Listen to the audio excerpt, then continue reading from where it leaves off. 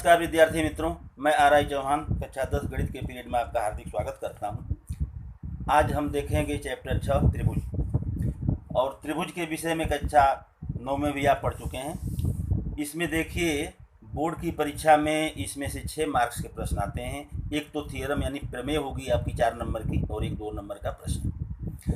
अब देखिए कक्षा 9 में त्रिभुज और उसकी सर्वांग समता के विषय में आप पढ़ चुके थे।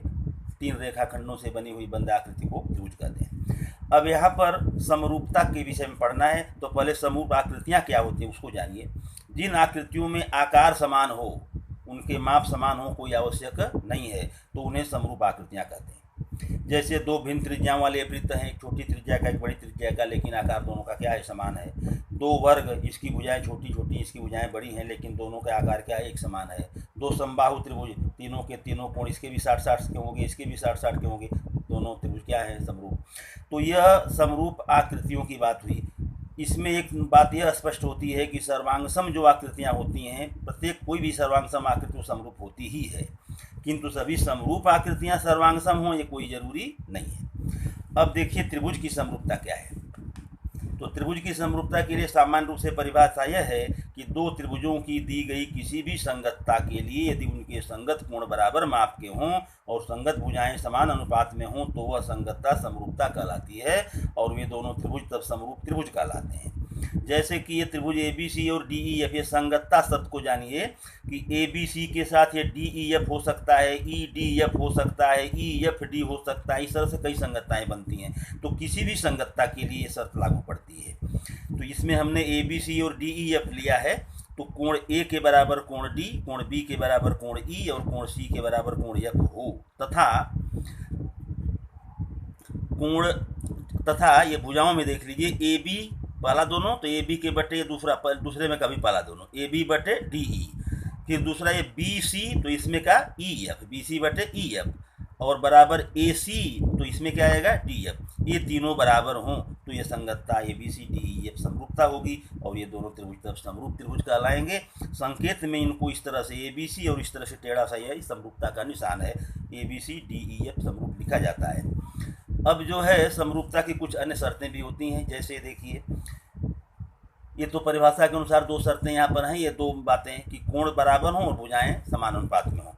लेकिन कुछ शर्तें अन्य हैं, जैसे AAA, इसको को कहते हैं। यदि 2 त्रिभुजों में संगत कोण बराबर हों तो संगतता समरूपता होगी, अर्थात ये जो तीनों कोण बराबर दिया हो, ये भुजाओं का अनुपात न भी दिया हो, यदि कोण बराबर होंगे तो भुजा का अनुपात बराबर होगा ही, इसलिए को के अनुसार भी वो समरूप त्रिभुज होते हैं।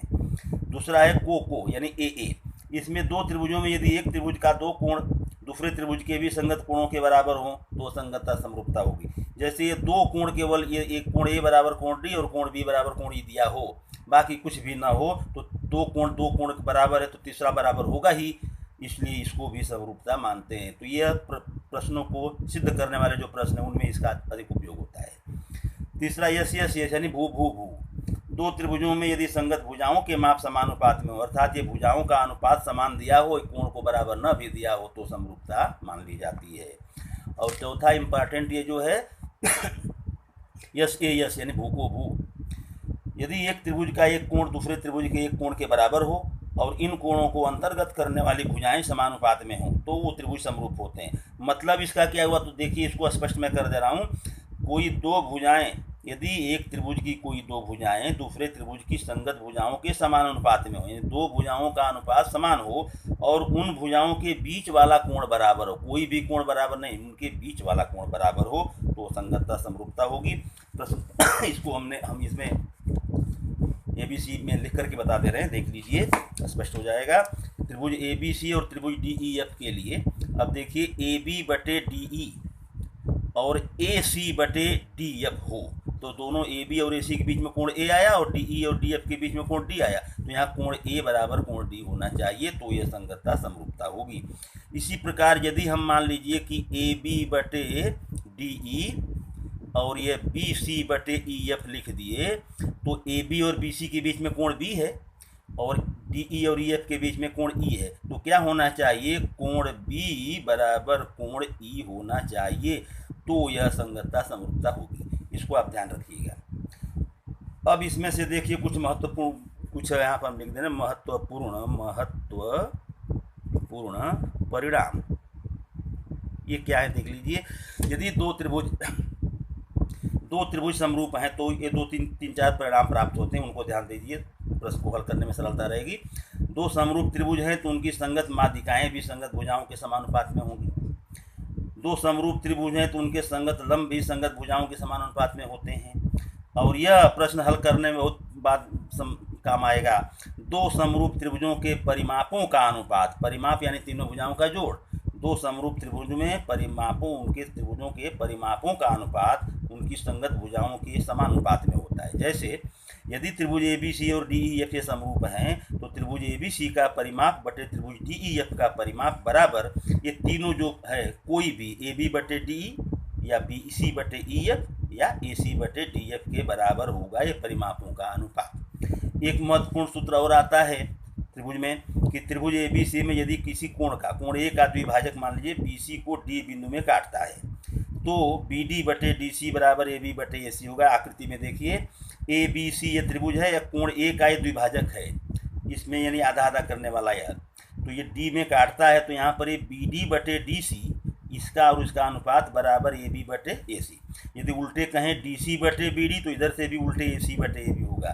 इसी प्रकार यदि मान लीजिए कि कोई त्रिभुज ABC है, हम कहें B कोण का द्विभाजक, यहाँ पर मान लीजिए कि यह D में काटता है तो इसमें से क्या हो जाएगा, यह AD और बटे DC, तो इधर भी AD पहले था तो इधर आएगा AB और यह आएगा BC। मतलब किसी त्रिभुज में एक कोण का द्विभाजक सामने वाली भुजा को काटे तो उस भुजा पर जो रेखाखंड बनते हैं उनका अनुपात इन संलग्न भुजाओं के अनुपात के बराबर ही होता है। और एक सूत्र है आगे के प्रमेय में तो आएगा, एक प्रमेय इसको हम बाद में समझाएंगे। सूत्र को देख लीजिए, दो समरूप त्रिभुजों के क्षेत्रफलों का अनुपात उनकी संगत भुजाओं के वर्गों के समानुपात में होता है। ये एक प्रमेय है, इंपॉर्टेंट प्रमेय है, इसको हम प्रमेय जब समझाएंगे तो बाद में इसको समझाएंगे। लेकिन सूत्र क्या है वो देख लीजिए। त्रिभुज ABC और त्रिभुज DEF समरूप हैं तो त्रिभुज ABC का क्षेत्रफल बटे त्रिभुज DEF का क्षेत्रफल, यह बराबर ये जो परिमाप में बटे बटे तीनों भुजाओं लिखे थे इन्हीं पर वर्ग रहेगा। AB का वर्ग बटे DE का वर्ग बराबर BC का वर्ग बटे EF का वर्ग बराबर AC का वर्ग बटे DF का वर्ग। इनमें से कोई भी इसके क्षेत्रफलों के अनुपात के बराबर होगा। तो इस प्रकार ये त्रिभुज संबंधी कुछ सूत्र थे और कुछ इसकी भूमिका, यानी इसकी परिभाषाएं और शर्तों को हमने समझाया। इसके आगे समानुपात का मूलभूत प्रमेय और ये जो क्षेत्रफलों वाला प्रमेय है, ये दो प्रमेय इंपॉर्टेंट इस चैप्टर में से पूछे जाते हैं 4 नंबर के। इन प्रमेयों को हम आगे की वीडियो में बताएंगे और तब तक आप प्रश्नावली 6.1 को करिए और आशा है कि यह भूमिका आपको समझ में आ गई होगी। आगे की वीडियो को देखने के लिए चैनल को सब्सक्राइब करें, लाइक करें